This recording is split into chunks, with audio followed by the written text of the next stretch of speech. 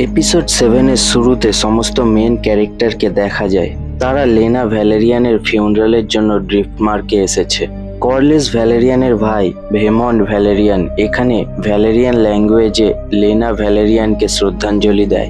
Again auto হাইটাওয়ারকেও এখানে দেখা যায়। তার কোটে হ্যান্ড অফ দ্য কিং এর পিন রয়েছে, বিকজ অফ সে এখন তার আগের পজিশনে ফিরে এসেছে। ভেমন্ড শ্রদ্ধাঞ্জলি দিতে দিতে বলে, লেডি লেনা তো এখন মারা গেছে, কিন্তু লেডি লেনার দুজন সন্তান এখনো রয়েছে যাদের ব্লাড পিওর ভ্যালেরিয়ানের।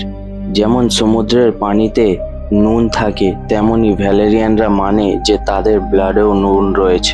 ভেমন্ড এইসব স্পিচ দেওয়ার সময় সে রেহনিরা এবং তার সন্তানকে একটু রাগী চোখে দেখে। ভেমন্ডের এমন লুকস দেখে তো এটাই মনে হচ্ছিল যে সে বিশ্বাস করে না যে জেসেরিস এবং লুসেরিস আসলেই লেনরের সন্তান। ভেমন্ডের এইসব কথা শুনে ডেমন তার মৃত স্ত্রীর ফিউনারালেই হেসে ফেলে। লেনার ফিউনারালের পর একটা ছোট্ট করে খাওয়া দাওয়ার প্রোগ্রাম রাখা হয়েছিল। রেহনিরা যখন এই ফাংশনে আসে, ক্রিস্টেন কোল এবং অ্যালিসেন্ট তাকে একটু আজব দৃষ্টিতে দেখে। রেহনিরা তার বড় ছেলে জেসেরিসকে বোঝায়, রাহিনা এবং বেলার সাথে তোমার একটু কথা বলা উচিত। এই সময় তোমাকে তাদের পাশে থাকা উচিত, কারণ তাদের মা মারা গিয়েছে। দেন জেসেরিস তাদের সাথে যখন কথা বলতে যায়, বেলা জেসেরিসের হাত ধরে নেয়। দ্যাট মিন্স তাদের মধ্যে একটু ভালো বন্ড হতে শুরু করেছিল। ল্যারি স্ট্রম দূর থেকে কুইন অ্যালিসেন্টের দিকে তাকিয়েছিল। স্যার ক্রিস্টেন কোল অ্যালিসেন্টকে এই ব্যাপারটা বলে। অ্যালিসেন্ট ক্রিস্টেন কোলকে বলে, ল্যারিস এখন সবে সবে হ্যারেনহলের নিউ লর্ড হয়েছে, তাই সে এরকম বাড়াবাড়ি করছে। এখানে আমরা জানতে পারি ভিসেরিসের বড় ছেলে এগন এবং তার মেয়ে হেলেনার বিয়ে ঠিক করা হয়েছে, যাতে টার্গেরিয়ান ব্লাড লাইন পিওর থাকে। কিন্তু এগন একদমই খুশি ছিল না। এগনের হেলেনাকে পছন্দ ছিল না, কিন্তু এগনের ছোট ভাই এমন্ড তাকে বোঝায়, টার্গেরিয়ান ব্লাড লাইন পিওর রাখার জন্য তোমার এবং হেলেনার বিয়ে ঠিক করা হয়েছে। এই বিয়েটা তোমার ডিউটি, এটা তোমাকে করতেই হবে। এগন এবং এমন্ডের এইসব কথা শুনে প্রপারলি ভাবে বোঝা যাচ্ছিল এগন বড় হয়েও একদম কেয়ারলেস ছিল, কিন্তু ছোট ভাই এমন্ড নিজের দায়িত্ব বোঝে। অন্যদিকে কর্লিস ভ্যালেরিয়ান তার নাতি লুসেরিসকে বোঝায়, হাই টাইডের ক্যাসেল ফিউচারে তোমারই হবে। কিন্তু লুসেরিস তার দাদাকে বলে সে লর্ড অফ টাইড হতে চায় না, কারণ সে তখনই থ্রোন পাবে যখন তার দাদা কর্লিস ভ্যালেরিয়ান মারা যাবে। নিজের নাতির এমন ডিপ থিঙ্কিং দেখে কর্লিস একটু ইমোশনাল হয়ে যায়। এইসব সিনগুলো যখন চালু ছিল, তখন রাইনিরা এবং ডেমন দুজনে দুজনকে দেখেই যাচ্ছিল, যেন তাদের মধ্যে চোখে চোখে কথা চলছে।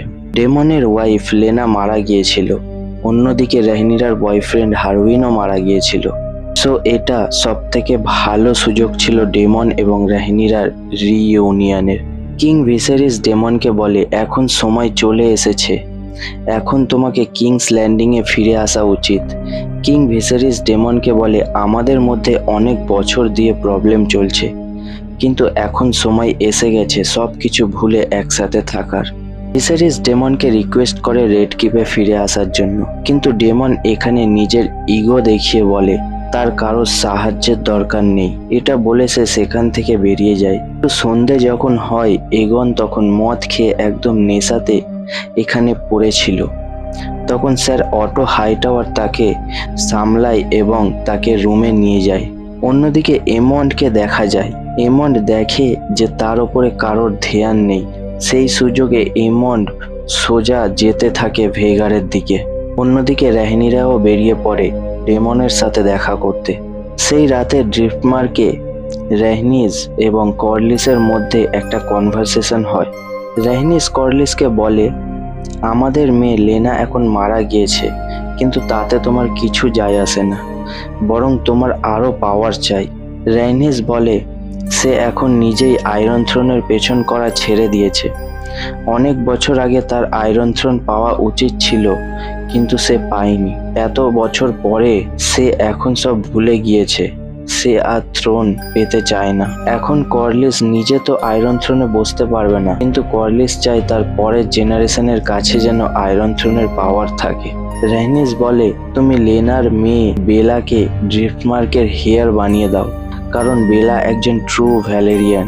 এখানে রেহনিস ক্লিয়ারলি সাজেস্ট করে তার ছেলে লেনরের যে বাচ্চাগুলো রয়েছে, জেসেরিস, লুসেরিস এবং জফরি, তারা নাজায়েজ। তারা আসলে লেনরের সন্তান নয়, তারা তো হারউইন স্ট্রমের সন্তান। তাই এরকম বাস্টার্ড লুসেরিসকে ভ্যালেরিয়ানের হাই টাইডের লর্ড কেন বানাবে? কর্লিস রেহনিসের এইসব কথা শুনে একটু চমকে যায়। দেন কর্লিস রেহনিসের এই প্রপোজালটা মানা করে দেয়। কর্লিস বলে, ইতিহাসে কেউ ব্লাড দেখে না, ইতিহাসের পাতায় তো শুধু নাম লিখে রাখা হয়। সো জেসেরিস, লুসেরিস এবং জফরি লেনরের সন্তান নয়তো কি হয়েছে, কিন্তু তাদেরকে যখন ফিউচারে মনে করা হবে, তাদেরকে জেসেরিস ভ্যালেরিয়ান, লুসেরিস ভ্যালেরিয়ান এবং জফরি ভ্যালেরিয়ান নামেই মনে করা হবে। কর্লিস বলে, সো আমি তাদের অধিকার কেড়ে নিতে পারবো না। দেন আমরা পৌঁছে যাই রেহনিরা এবং ডেমনের কাছে। দুজন পুরনো লাভার আবারও একসাথে হয়েছে, তাই তারা গত 10 বছরে কি কি হয়েছে সেই সব নিয়ে একটু ডিসকাস করতে শুরু করে। দেন তারা গল্প করতে করতে দুজনে একটু কাছে চলে আসে। এরপর তারা শুরু করে দেয় যেটা আজ থেকে 16 বছর আগে তারা করতে পারেনি। দেন তারা এখানে বিচেই শুয়ে পড়ে।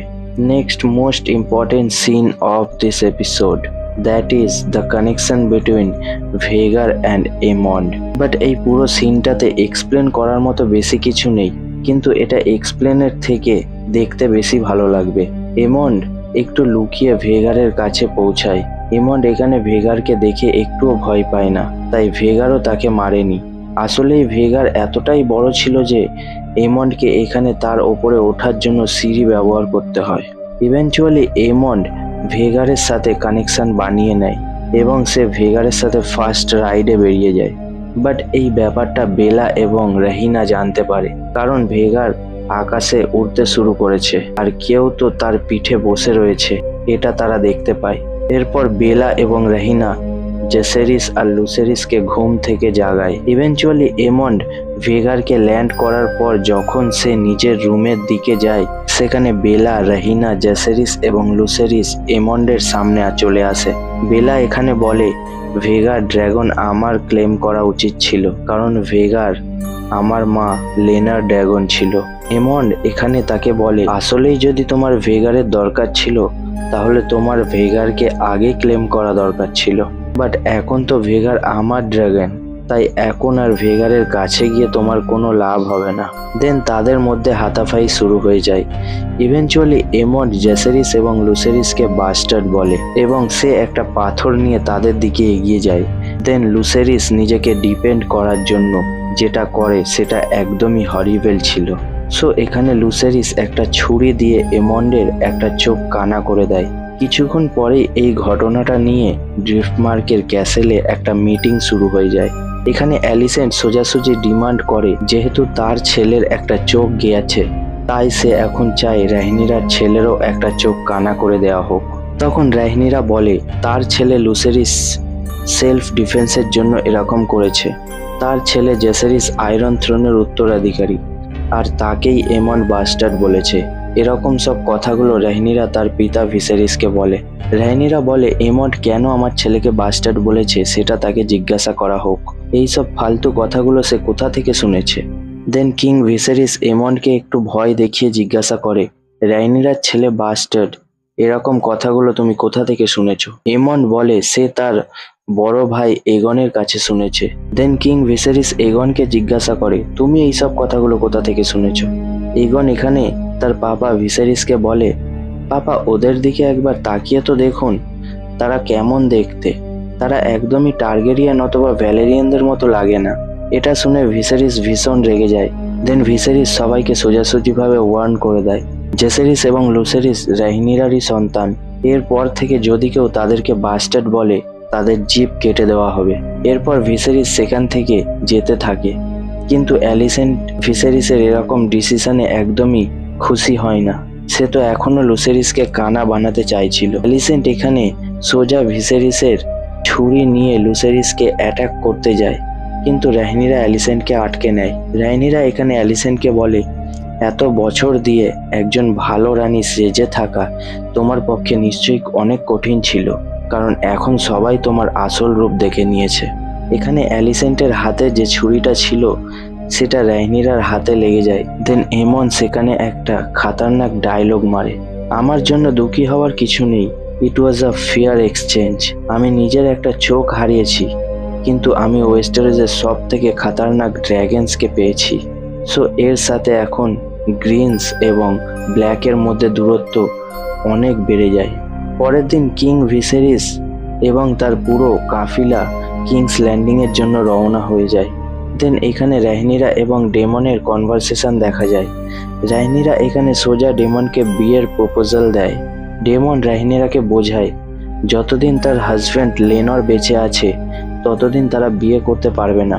এই কারণে তারা দুজন লেনরকে মারার প্ল্যান বানায়। ডেমন লেনরের বয়ফ্রেন্ড কার্ল করিকে অনেক টাকা অফার করে এবং তাকে এসসে যাওয়ার জন্য বলে, এর বদলে তাকে লেনরকে মারতে হবে। সো পরের সিনেই লেনর এবং কার্ল করির মধ্যে ফাইট হয়। কিছুক্ষণ পরেই যখন সেখানে ভ্যালেরিয়ান ফ্যামিলি আসে তারা দেখতে পায় লেনরের লাশ পড়ে আছে। বাট সেটা কি আসলেই লেনর ছিল? Obviously not. অ্যাকচুয়ালি রাইনিরা, ডেমন এবং লেনর তিনজন মিলে এই প্ল্যানটা বানায় এবং লেনরকে ফেক ডেথ দেওয়া হয়। দেন লেনর তার বয়ফ্রেন্ডের সাথে এসসে পালিয়ে যায় এবং সে যাওয়ার আগে তার চুল পুরোপুরিভাবে কেটে ফেলে যাতে কেউ তাকে চিনতে না পারে। এপিসোডের এন্ডে ডেমন এবং রাইনিরা বিয়ে করে ফেলে, আর এই বিয়েটা পুরোপুরি ভ্যালেরিয়ান রিওয়াজে করা হয়। সো এতটাই ছিল এপিসোড 7-এ। Thanks for watching this video. ভিডিওটা ভালো লাগলে একটা লাইক অবশ্যই করে দিও, আর এই ধরনের এক্সপ্লেনেশন ভিডিও দেখার জন্য চ্যানেলটাকে অবশ্যই সাবস্ক্রাইব করে দিও। দেখা হচ্ছে পরের ভিডিওতে। বাই।